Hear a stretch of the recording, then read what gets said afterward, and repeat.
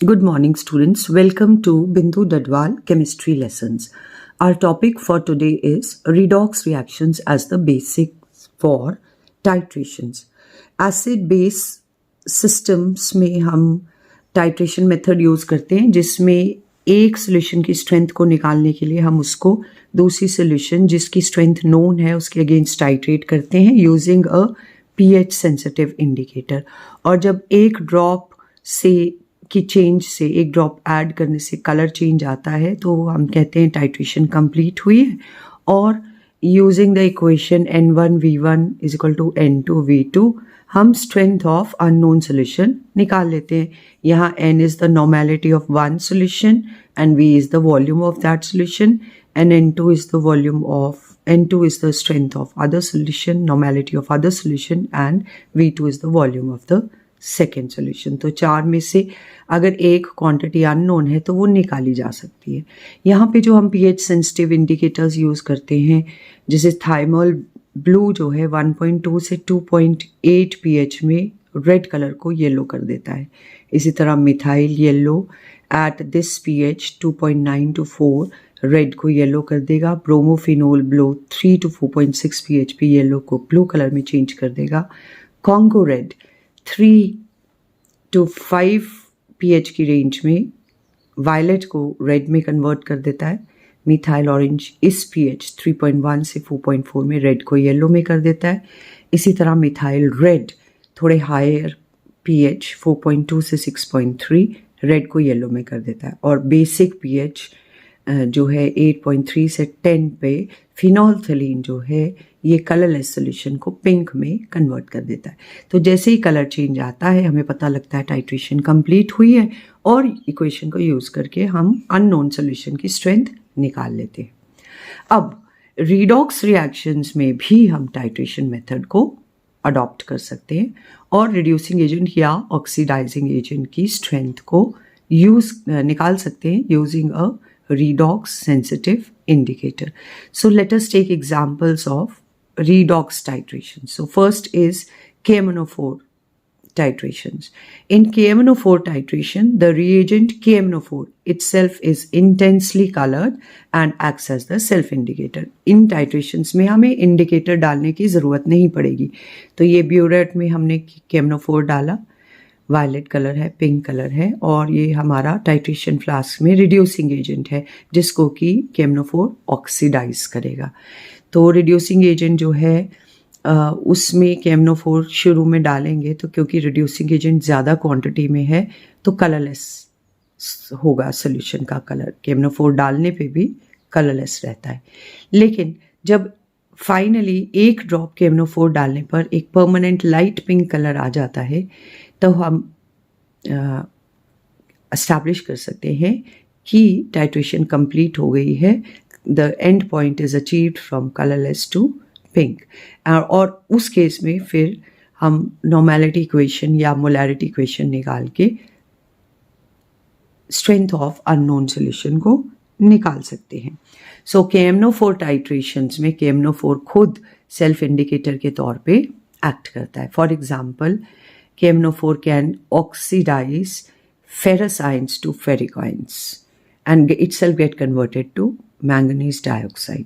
Similarly, it can oxidize oxalate ions to carbon dioxide. And the visible endpoint is achieved after the last of a reductant is oxidized.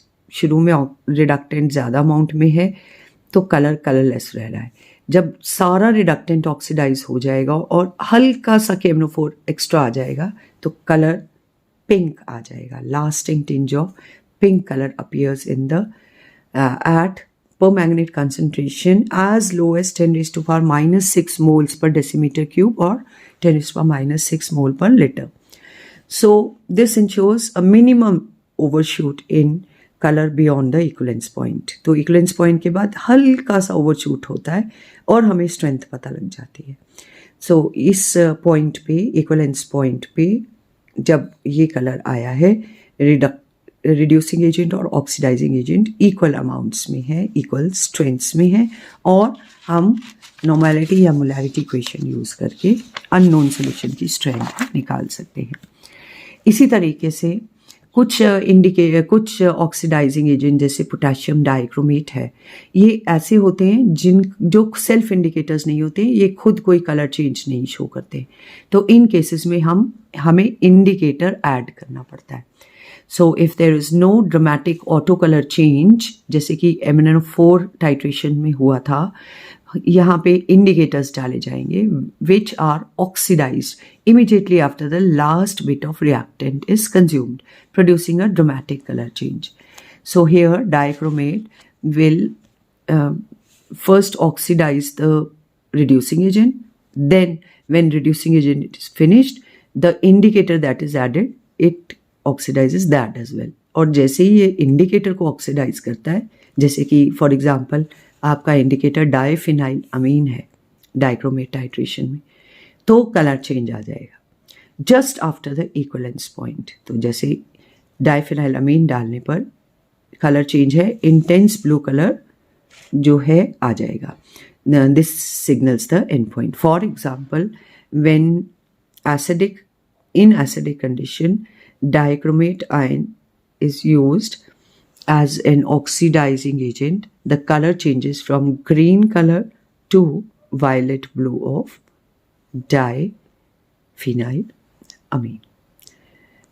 Another method, another titrations, reagents which are able to oxidize iodide ions are used. For example, cupric ions can oxidize iodide ions to iodine.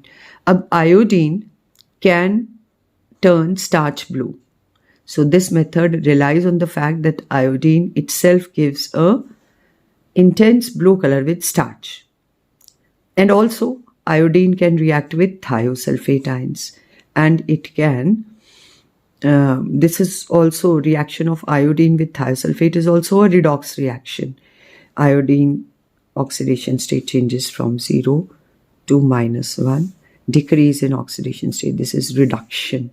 So it's acting as oxidizing agent and will oxidize thiosulfate ions. So iodine, though it is insoluble in water, but we use it in potassium iodide. So it gets absorbed in potassium iodide solution and exists as potassium triiodide. So on addition of starch after the liberation of iodine from the reaction of cupric ions with iodide ions, intense blue color appears. तो पहले हम cupric ion से iodide ions को react करवाएंगे, जैसे ही iodine appear होगा तब हम स्टार्च डाल देंगे और इंटेंस ब्लू कलर आ जाएगा। फिर थायोसल्फेट सॉल्यूशन के लिए हम टाइट्रेट करते रहेंगे, तो this colour will finally disappear as soon as iodine is consumed by thiosulphate ions and end point can be tracked. तो जब आपका कलर ब्लू से कलरलेस हो गया तो आपका एंड पॉइंट आ गया, और कैलकुलेशंस करके हम पता लगा सकते हैं कि कितनी आयोडीन यूज़ हुई थायोसल्फेट आयंस को ऑक्सीडाइज करने के लिए, और इस तरीके से जो है स्ट्रेंथ को निकाला जा सकता है। तो ये थे रिडॉक्स रिएक्शंस जिसमें टाइट्रेशंस करके अननोन सॉल्यूशन की स्ट्रेंथ को निकाला जा सकता है। तो this is one of the use of redox reactions. That's all in today's video. Thank you. Have a nice day.